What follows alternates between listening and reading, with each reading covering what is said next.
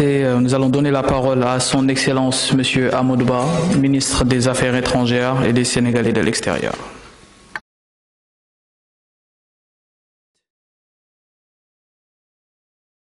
Ministre des Affaires étrangères et de la coopération de la République de Sierra Leone, chères sœurs, Excellences, Mesdames et Messieurs les ambassadeurs, Excellences, Madame la commissaire de l'Union africaine en charge des questions politiques, chers invités et participants. Je voudrais pour commencer vous souhaiter la chaleureuse bienvenue au Sénégal, chez vous, pour prendre part à la 8e session de la conférence ministérielle du comité des 10 chefs d'État et de gouvernement de l'Union africaine, C10, sur la réforme du Conseil de sécurité des Nations Unies. Permettez-moi également, au nom de son Excellence M. Macky Sall, Président de la République, de saluer les efforts inlassables de son Excellence Julius Maada Bio, Président de la République de Sierra Leone et Président du C10, pour défendre et promouvoir les intérêts de l'Afrique sur la question de la réforme du Conseil de sécurité des Nations Unies. À vous, Madame le ministre Nabella Tunis, chère sœur, j'exprime notre gratitude pour vos propos très aimables, mais aussi pour votre contribution de qualité, y compris à travers votre ambassade à Dakar, à l'organisation de cette 8e réunion ministérielle de notre comité. Naturellement, ces remerciements vont également à l'ensemble des autres membres du C10 pour leur mobilisation exceptionnelle, qui traduit, si besoin en était encore, l'engagement constant que nous avons en commun en faveur de la position africaine commune dans le cadre du processus des négociations intergouvernementales. Je salue aussi le soutien continu de la Commission de l'Union africaine en faveur du comité dans la mise en œuvre du mandat qui lui est confié. Madame le ministre, chers invités, nul besoin de revenir sur l'impératif de la réforme du Conseil de sécurité des Nations Unies.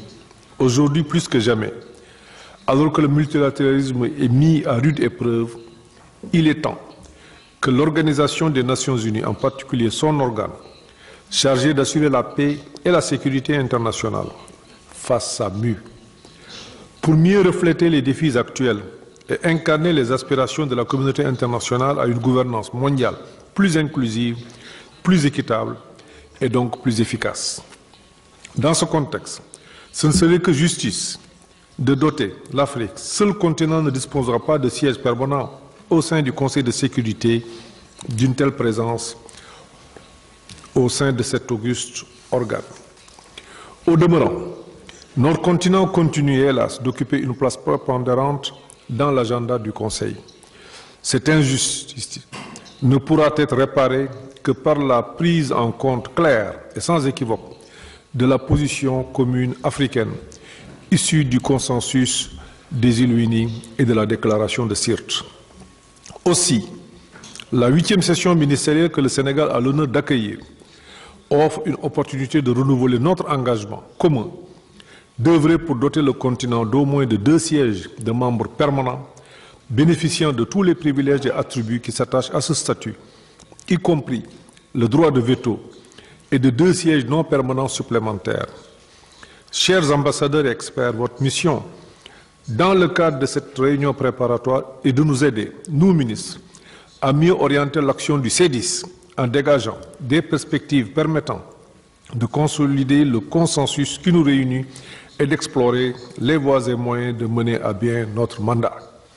Sous ce rapport, comme nous y invite la 32e session ordinaire de la conférence de l'Union africaine tenue en février 2019, nous devons poursuivre le dialogue constructif avec les autres groupes d'intérêts régionaux en vue d'attirer le meilleur profit des progrès tangibles réalisés dans la promotion de la position africaine commune.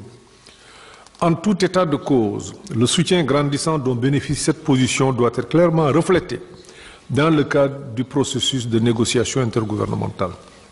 Madame le ministre, chers invités, la mise en place du C10 témoigne de la volonté des chefs d'État et de gouvernement de l'Union africaine de se donner les moyens de mener ce combat dans le consensus, l'unité et la cohésion.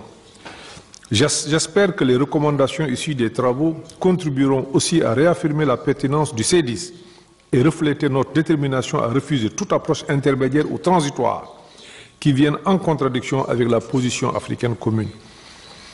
En pareille occasion, je voudrais également rappeler le message du président, son Excellence Julius Maada Bio, qui exhorte dans son rapport les pays africains à continuer d'inscrire cette question au nombre des priorités dans le cadre de nos politiques étrangères respectives.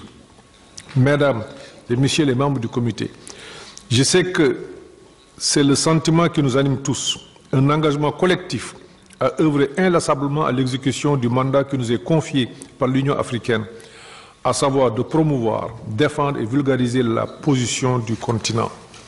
Pour ma part, au nom de son Excellence M. Macky Sall, le président de la République du Sénégal, je réitère l'attachement du pays au consensus des îles Unies et son engagement à continuer à contribuer de façon substantielle à la promotion et à la défense de cette cause africaine commune. En souhaitant plein succès à vos travaux, je déclare ouverte la réunion des hauts fonctionnaires préparatoires à la 8e session de la conférence ministérielle du C10. Je vous remercie de votre aimable attention.